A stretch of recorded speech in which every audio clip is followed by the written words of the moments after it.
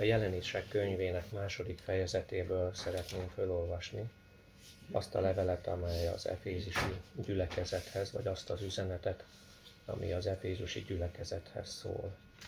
Az első 7 verset. Az efézusi gyülekezet angyalának írd meg. Ezt mondja az, aki a jobb kezében tartja a 7 csillagot, aki a 7 aranygyertyatartó között jár. Tudom a te dolgaidat, fáradozásodat, kitartásodat, és hogy a gonoszokat nem szenvedheted. És próbára tetted azokat, akik apostoloknak mondják magukat. Holott nem azok, és hazugnak találtad őket. Kitartó vagy, terhet viseltél az én nevemért, és nem fáradtál el. De az a panaszom ellened, hogy az első szeretetet elhagytad. Emlékezz vissza azért, honnan estél ki, és térj meg. És az előbbi cselekedeteket cselekedd, különben hamar eljövök ellened. És ha nem térsz meg, kimozdítom gyertyatartódat a helyéből. De az megvan benned, hogy gyűlölöd a nikolaiták cselekedeteit, amelyeket én is gyűlölök. Akinek van füle, hallja meg, mit mond a lélek a gyülekezeteknek. Aki győz, annak enni adok az élet fájáról, amely az Isten paradicsomában van.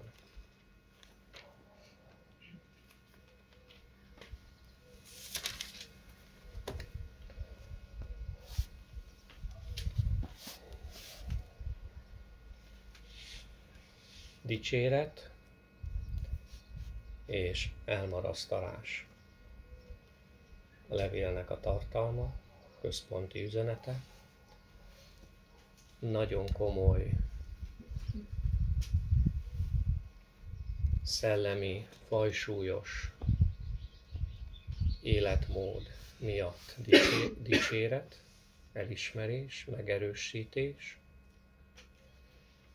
és mintha egy másik végletet látnánk, egy nagyon komoly és szellemi süllyedés vagy hiány miatt pedig egy nagyon komoly intés és figyelmeztetés. A dolognak két szélsőséges oldala. A szellemi életnek két szélsőséges oldala. És ami különleges az egészben, hogy ha látjuk az egyik oldalt, ezt a komoly és fajsúlyos gyülekezeti életet, ami miatt dicséretet kap az efézusi gyülekezet, akkor nem is gondolnánk azt, hogy emögött megbújhat valami másik véglet, valami másik negatív elmarasztalást és figyelmeztetést igénylő hiány, valami olyan, ami időközben elveszett, amit időközben ez a gyülekezet elhagyott.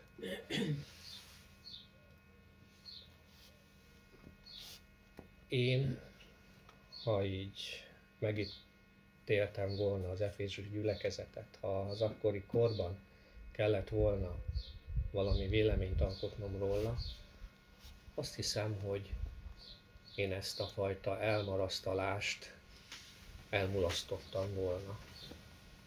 Nem gondoltam volna, hogy a dolgok mögött az ilyen szellemi magaslatok, komoly, fajsúlyos hit tisztasága, a kitartás, a fáradozás,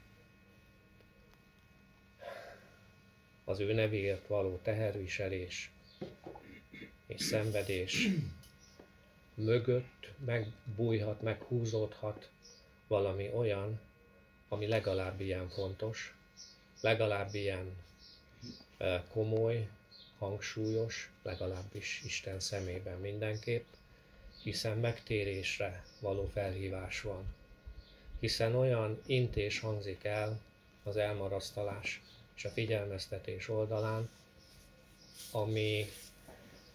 ami kulcsfontosságú ahhoz, hogy egy gyülekezet a küldetését, a világosságát, a világítani tudását, képességét, gyakorlatilag a létét, az identitását, az elhívásának a lényegét megtartsa. Megtérésre felszólítás, emlékezésre hívás, mert különben eljön Jézus, és kimozdítja a gyertyatartóból, vagy a gyertyatartót a helyéből. Oda a világosság, oda a küldetés, oda a lényeg. Miközben ezek a kedves és tiszteletre méltó efézusi testvérek képesek voltak megőrizni abban a pogány kultuszban a hitnek a tisztaságát, az evangéliumnak a tisztaságát, képesek voltak arra, hogy vállalták a konfrontálódást olyan emberekkel, akik magukat apostoloknak mondták, képesek voltak a megvizsgálásnak a szolgálatára, hajlandók voltak arra, hogy törődjenek minden olyan belső és külső hatással, ami megjelent közöttük napról napra az életük során, és ha jöttek emberek, akik apostoloknak mondták magukat, akkor nem minden áron tártkarokkal fogadták őket, hanem tudták, hogy mindent meg kell vizsgálniuk, és ezeket az apostolokat úgy tűnik, hogy ők hazugoknak találták. Volt bennük megvizsgálásra való készség, sőt ennél több, volt bennük a különbségtételre, az éles, tűpontos különbségtételre készség, volt egy olyan fajta érettség, ami a különbségtétel jellemzőit magán hordozza, magán viseli, és meg tudták különböztetni az igazi apostolokat, az igazságot, a hazug apostoloktól, a hamisságtól, az igaz evangéliumot, a hamis evangéliumtól, az igének a tisztaságát, az apostoli tanításoknak a tisztaságát, olyan apostolok tanításaitól, amelyek ettől eltértek, akár kismértékben is. Nem tudjuk, kikről van itt szó, nem tesz erről az ige említést, nem tudjuk, milyen mozgalom, milyen nevű apostolok voltak, nem is ez a lényeg, hanem a lényeg, amit ebből, én úgy gondolom, Jézus ebben a levélben, ebben az üzenetben ki akar hangsúlyozni az, hogy ezek az emberek olyan érettek voltak, hogy meg tudták különböztetni a jobb kezüket a bal kezüktől, a jót a rossztól, a szellemit a testitől, az igazit a hamistól. És ha kellett, akkor konfrontálódtak, kimondták azt, hogy hazugok, és nem fogadták be a közösségbe, nem engedték be a közösségbe a hazugságot. Olyan tisztaságot képviseltek, amiben álhatatosak voltak, amiben fáradoztak, hogy nem szenvedhették a gonoszokat. Tehát semmi olyan erkölcstelen, olyan gonosz dolog nem jöhetett be, nem csak megvizsgáltak mindent, hanem ami gonosznak látszott, attól őrizkedtek is. Nem jöhetett be semmi Efézus gyülekezetébe, semmi olyan, ami szentségtelen volt, ami kevert volt, ami tisztátalan volt, ami nem felelt meg az evangélium, a proféták és az apostolok tiszta tanításának. Törekedtek arra, hogy a gyülekezet szent maradjon, hogy a gyülekezet tiszta maradjon, hogy a gyülekezet tagjai, az egyes hívők szent életet éljenek, a hitvallásukban hűségesek voltak, kitartottak az Úrnak a nevéért, vállaltak bármit, üldöztetést a pogány kultuszok, a pogány világ részéről, vállaltak mindent, ami belülről is esetleg támadhatta őket. Nem jöhetett be abba a gyülekezetbe gonoszság. Nem tudott beférkőzni abba a gyülekezetbe szentségtelen, tisztátalan.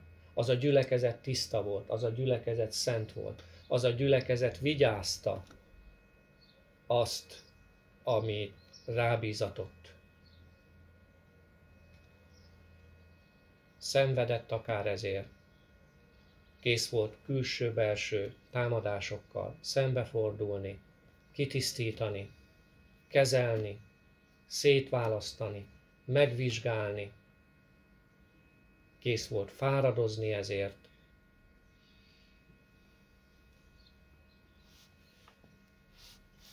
Tiszta volt a tanítás, helyes volt a doktrina, Isten igéje volt a középpontban.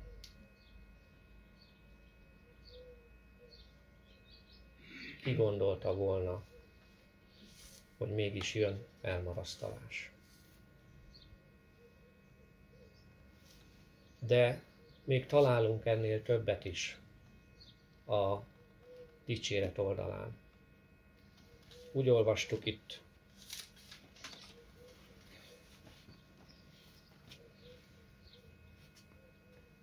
de az megvan benned, hogy gyűlölöd a nikolaiták cselekedeteit, amelyeket én is gyűlölök.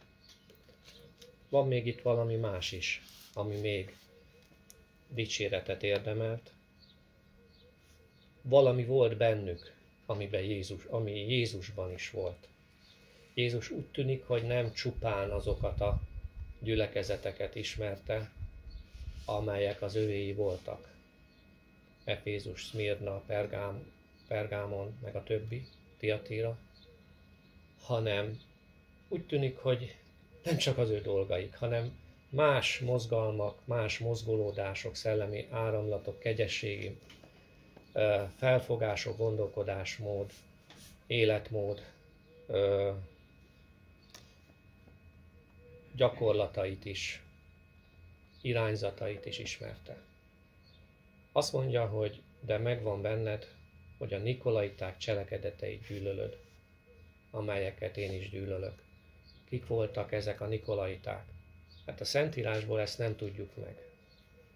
Se az Ó, se az Új Szövetségből erre még csak utalás sem történik. Vannak, akik azt mondják, keresztény írók, hogy ez a Jeruzsálem gyülekezet 7. diakónusa volt egy Nikolaus nevű hittel és szentlélekkel teljes, istenfélő férfi. Nem tudjuk. Viszont vannak olyan hitelesnek mondható ókeresztény írók, akiknek az írásaiból olvasunk a nikolaiták cselekedeteiről. Ebből tudunk kiindulni, hogy kik lehettek ezek a nikolaiták. Például Irenaeus vagy Hippolytus, ők egy olyan csoportnak a felfogásáról ír, akik a nikolaiták voltak. És ez a felfogás, ez a gnoszticizmusból eredeztethető felfogás volt, és állítólag azt tanították, hogy szét kell választani a lélek tisztaságát, ami Istenhez tartozó része a hívő embernek, a test cselekedeteitől, a testtől. És miközben a lélek tiszta és Istenhez tartozik, miközben a test cselekedetei azok másodlagosak, lényegtelenebbek, és ennek a jelentőségét megnyírbálták, vagy akár meg is semmisítették. Tehát az életmód az már másodlagossá süllyedt le. Miközben Pál tudjuk jól, hogy Galata levélben ezt a fajta látásmódot elutasítja, és azt mondja, hogy a test cselekedetei nyilvánvalóak, és akik ilyeneket tesznek, azok Isten országának örökösei nem lesznek. Na de a nikolaiták szétválasztották a kettőt. Valami olyasmi felfogás volt, aminek a mai napokban is halljuk a visszhangját, a nikolaiták szelleme talán ma is itt kísért, itt van jelen a mai keresztény egyházakban is, amikor azt mondják, hogy az a lényeg, hogy higgyél.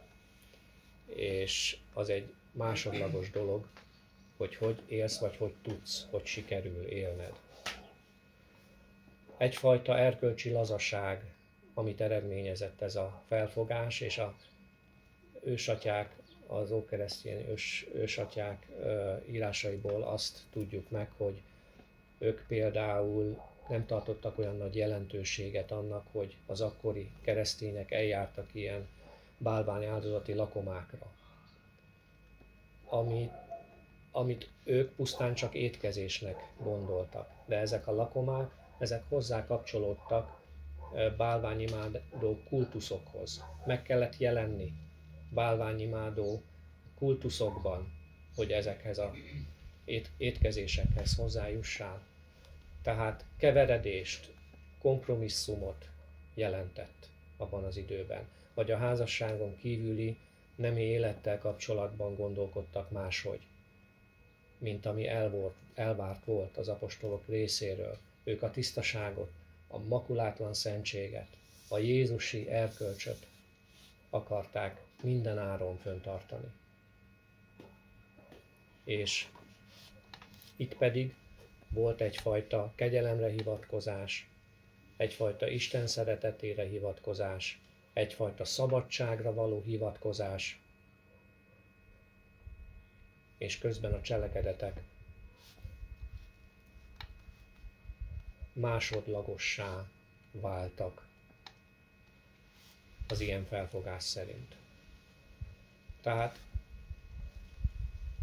a nikolaiták cselekedetei egyfajta kompromisszumos, szabados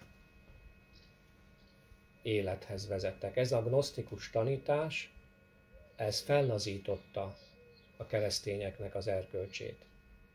És Jézusnak ez a véleménye itt, hogy ezt gyűlöli az efézusi gyülekezet. És ezt én is gyűlölöm, mondja Jézus. Megdöbbentő, hogy ez a fajta, mondjuk így, világiasság Jézus szemében gyűlöletes. És itt nem pusztán annyiról van szó, hogy egyfajta nem szeretet érzés, hanem ez a miseo görög szó, ami itt elhangzik, hogy gyűlölöm, ez egyfajta belső mély undort fejez ki. Egy belső mély ítéletes, elutasító undort fejez ki. Tehát ennek a ószövetségi megfelelője a szani, ami pedig a bálványimádással kapcsolatos undorral, utálattal kapcsolatos, vagy amikor gyermekáldozatokat, a saját fiaikat és leányaikat áldozták meg a zsidók. Undorodott tőle Isten. Utálatos volt számára mindez. Olyan erőteljes kifejezés ez, aminek a gyökerei a bálványimádásból és az ilyen utálatos gyermekáldozatokból eredeztethetőek. Megdöbbentő.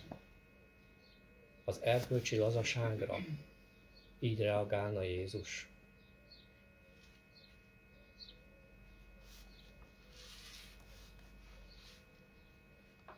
Úgy tűnik, igen. Hiszen Jakab is erről beszél az ő levelében, hogy a világ barátsága ellenségeskedés Istennel szembe. Ki a világ barátja akar lenni, Isten ellenségévé lesz. És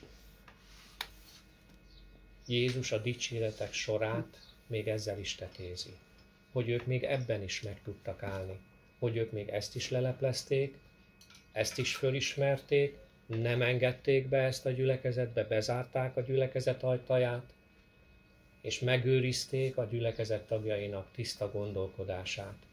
Nincs erkölcsi lazaság. Nincs a krisztusi szint lealacsonyítása. Nincs a test cselekedeteinek jelentéktelenné tétele. Hát a cselekedetek alapján ítéltetünk meg. A cselekedeteink fognak megjelenni az Isten előtt. Isten emlékezni fog erre. Valahogy annál sokkal inkább elevenebben, mint ahogy mi emlékszünk az elmúlt évtizedek eseményeire az életünkben. Mert nekünk is vannak emlékképeink. Ugye a kamerában, ha jól tudom, ez az FPS, ez azt jelenti, hogy hány képet tud egy másodperc alatt talán előhozni egy kamera, vagy fölvenni egy kamera, hogy 25 FPS, 30 FPS, 60 FPS. Na azért valamit én is kupálódok itt a fiúk által, és ezek az emlékképek. Ahogy nekünk is vannak ilyen emlékképeink, az Isten előtt meg fognak jelenni, most idézőjelben. Isten emlékezni fog a cselekedeteinkre. Hogy a cselekedeteket másodlagossá tenni, elég lenne csupán a hit. Isten csupán a szívünket nézné. A többi már másodlagos, vagy nem annyira lényeges.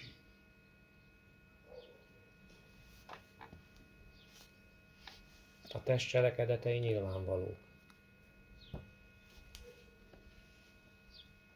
Tehát a nikolaiták azok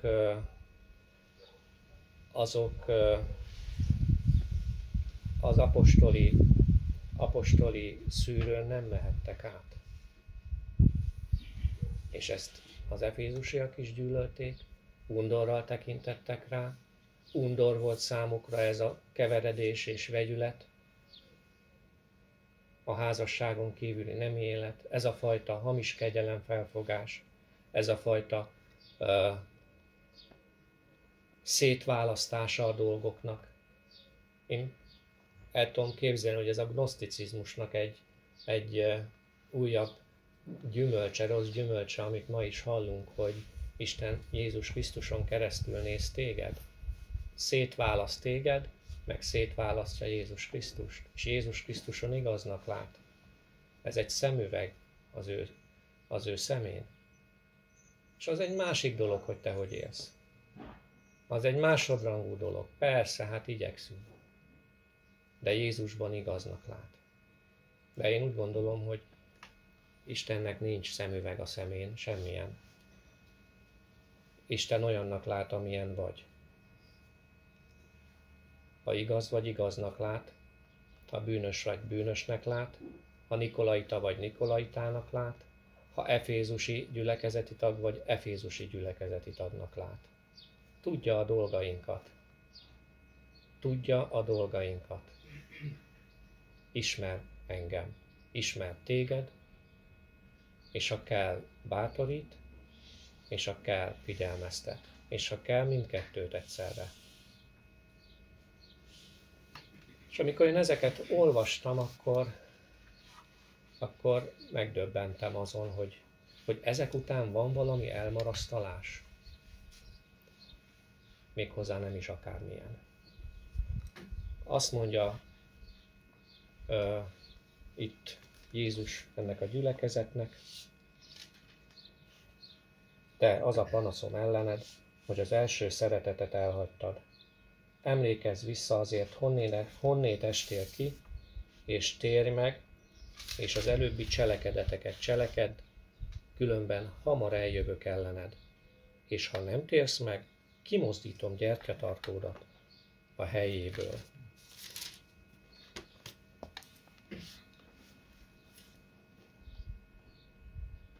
Mit jelent ez az első szeretet? Ez azt hiszem ennél az esetnél nagyon fontos kérdés, és szerintem erről tudnánk mindnyájan beszélni, hiszen csak vissza kellene emlékezni ami első szeretetnek van nevezve, de gyakorlatilag az egyetlen szeretet, ha belegondol. Nem kéne elsőnek maradnia, vagy neveztetnie, hanem az az egyetlen, ami akkor is megvolt, tegnap is megvolt, 30 éve is megvolt, ma is megvan, és remélhetőleg holnap is meg lesz. Az egyetlen szeretet. De itt azt mondja János, vagy Jézus, hogy ezt elsőnek kellett, hogy nevezze. Első szeretetedet elhagytad. Azt a kezdetit.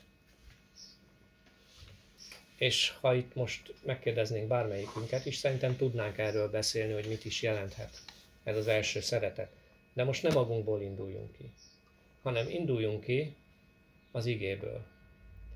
Mert az Ószövetségben ennek nagyon nagy irodalma van.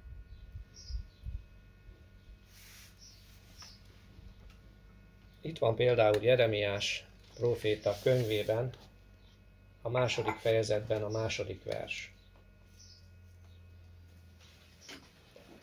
Mondja Jeremiásnak az Úr: menj el, és így kiálts Jeruzsálem fülébe.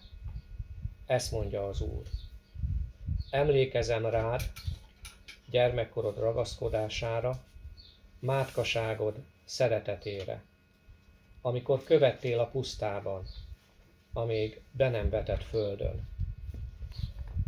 Tehát a zsidó népnek is volt ilyen első szeretet. Emlékezem, gyermekkorod ragaszkodására, mátkaságod szeretetére. És ez a fajta ragaszkodás, az Úrhoz való ragaszkodás, hűség, ez a fajta Isten iránti szeretet, elköteleződés, ez látszódik a zsidó nép életében is. Amikor kijött Egyiptomból, akkor látjuk ennek a jeleit.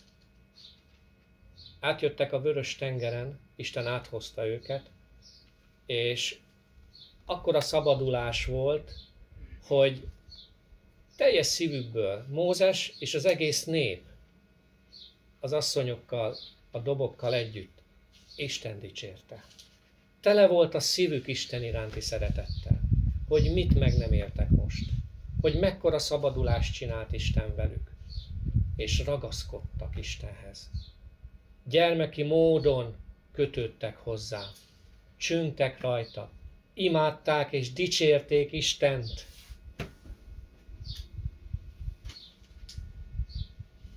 Amit tett velük azért. Lovat lovasával tengerbe vetett. Áldott legyen az Úr neve. Az egész nép egységesen. És látjuk azt is, amikor Isten emlékezteti őket erre, hogy sasszárnyokon hordoztalak titeket. És ez is annyira jól kifejezi ezt az első szeretetet az izraeliták részéről.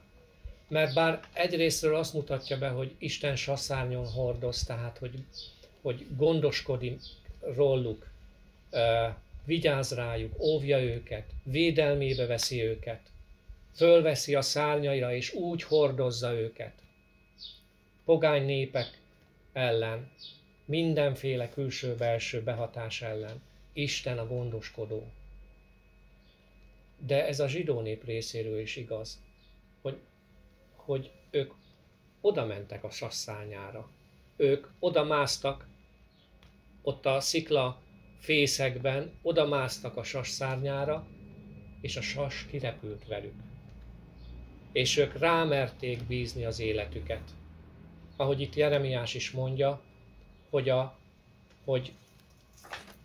hogy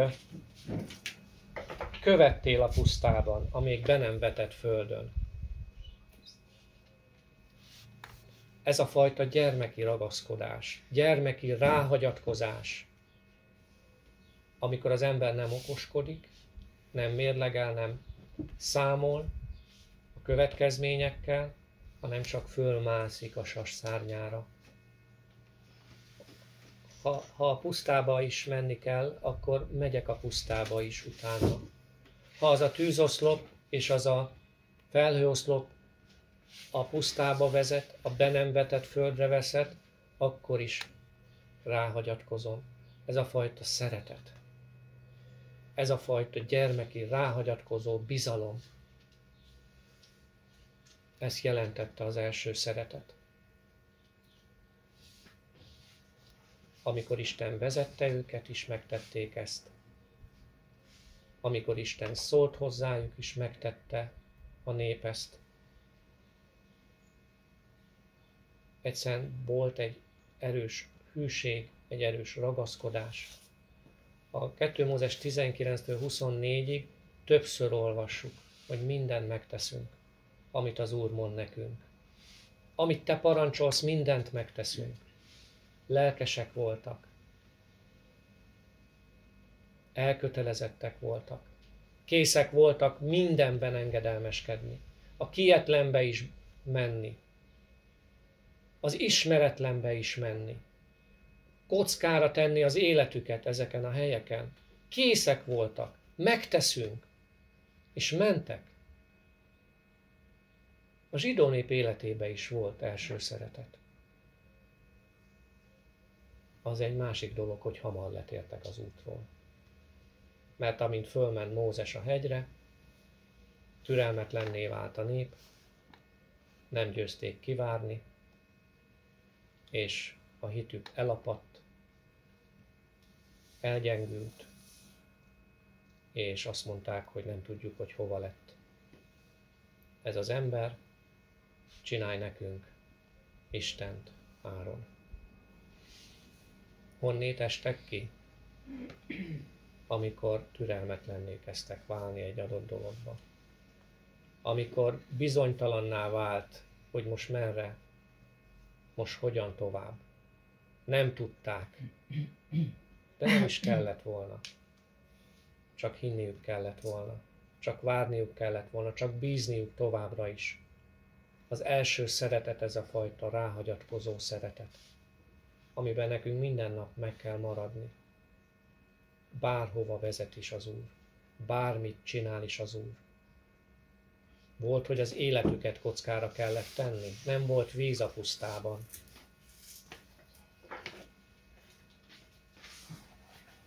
Azért az már elég komoly hitpróba. Nem volt mit inniuk, az életük forgott kockán, és elgyengült a hitük. A kis dolgokba talán még ment a bizalom, de amikor az élet kockára lett téve, amikor a halál, az éhhalál, a szomjhalál közeledett, akkor elfogyatkozott a hitük, és zúgolódni kezdtek. Miért hoztál ide minket? Nem hálát adtak, nem türelmesen vártak, nem gyermeki módon a sasszányon maradtak, hanem zúgolódni kezdtek. Na nem Isten ellen, egy látható ember ellen, Mózes ellen. És végső soron Isten ellen. Első szeretet, amikor az ember Istennel tölt időt. Amikor a legédesebb dolog az életébe, és a legkívánatosabb dolog az életébe, hogy Istennel töltsek időt. Amikor nem dolgokkal, nem teremtményekkel, hanem én oda vágyom. Ő benne elrejtőzni, ő vele lenni. Amikor nem kézi vezérléssel mennek a dolgok, hanem kegyelemből mennek a dolgok. Amikor nem visszaveszem a dolgokat, hanem újból és újból oda teszem. Amikor teljesen átadom a szívemet az ő számára. Ez az első szeretet. Amikor a vőlegény és a mennyasszony lángol egymás iránt. Ragaszkodnak, hűségesek, együtt akarnak lenni, minél többet megbeszélni, minél többet dicsérni, minél többet elmondani, hálát adni, minél mélyebben megismerni, egyesülni, együtt lenni ő vele, az első szeretet.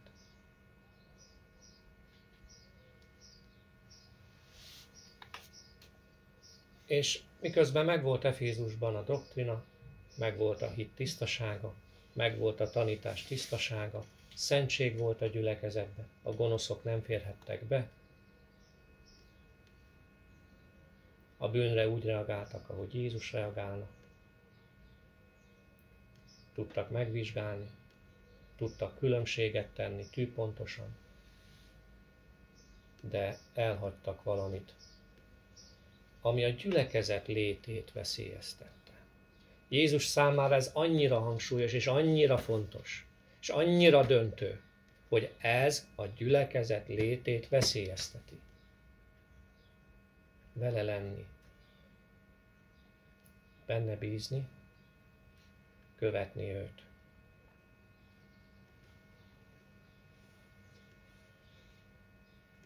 Ő ezt várja. Ez egy lelki állapot. Ehhez kell visszatérni Efézusban. Erre a lelki állapotra kell visszatérni.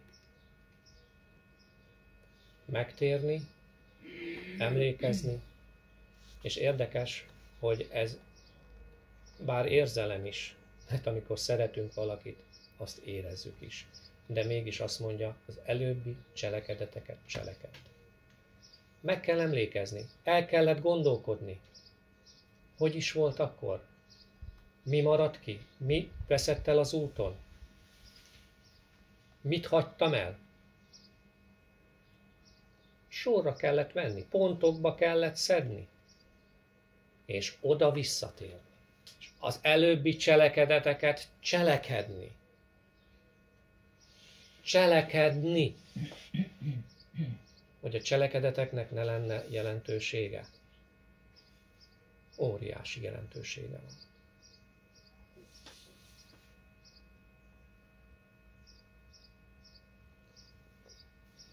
Tehát, mert ha ez nem történik meg, Jézus kimozdítja a gyertyatartót a helyéből. Hamar eljövök hozzád. Hamar, ha nem térsz meg.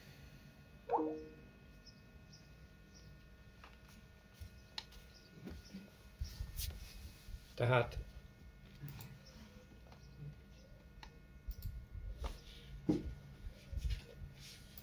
akkor majd ezt vág már ki, ezt a fél percet, vagy Tomi.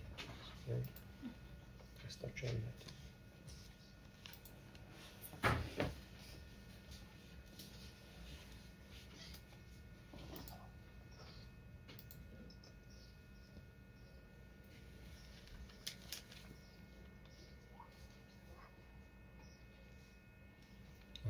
András, majd még csobálik nincsen.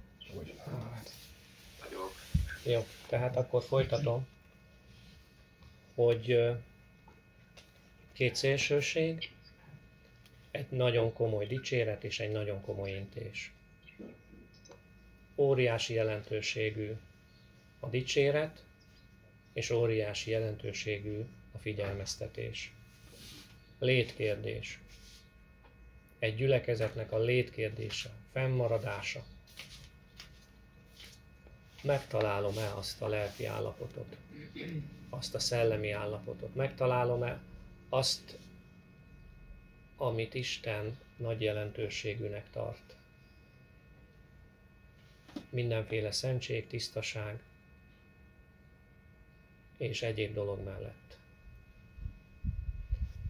És még egy dolog a végére, akinek van füle, hallja, mit mond a lélek a gyülekezeteknek. Aki győz, annak enni adok az élet fájáról, amely az Isten paradicsomában van. Tehát a győzőké az ígéret. Győzni annyit jelent Efézusban, mint megőrizni, amiért megerősítést kaptunk, és megtérni abból, amiért figyelmeztetést kaptunk. Győzni ennyit jelent. Megőrizni a tisztaságot, a szentséget, és visszatalálni ahhoz a szeretethez, ami kezdetben volt. És ennek olyan nagy az irodalma az Ószövetségben, hogy olvasunk Hóseásnál róla, olvasunk Ézsaiásnál róla, olvasunk Ezékielnél róla, hogy a próféták, itt ugyan Jézus, de a próféták mindig hívták vissza a hűtlen népet. Azt a népet, amelyet Isten sasszányon hordozott, amelyet a pusztában talált, amit sóval megsózott, megtisztított, felhizlalta, gondot viselt róla.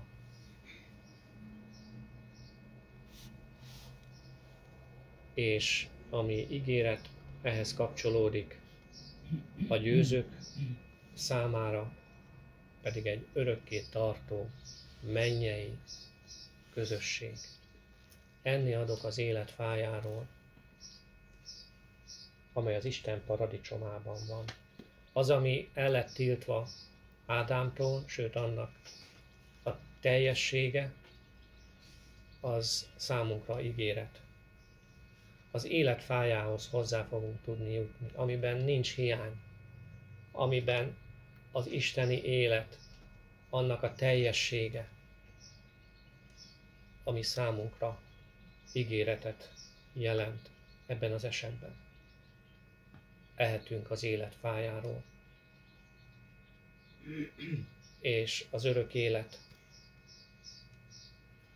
ami áradni fog, az isteni élet, ami a miénk lesz. Ezt a kettőt kell összhangba hozni. Ezt a két nagy elemet összehozni. Szentség és szeretet. Tisztaság és ragaszkodás és hűség.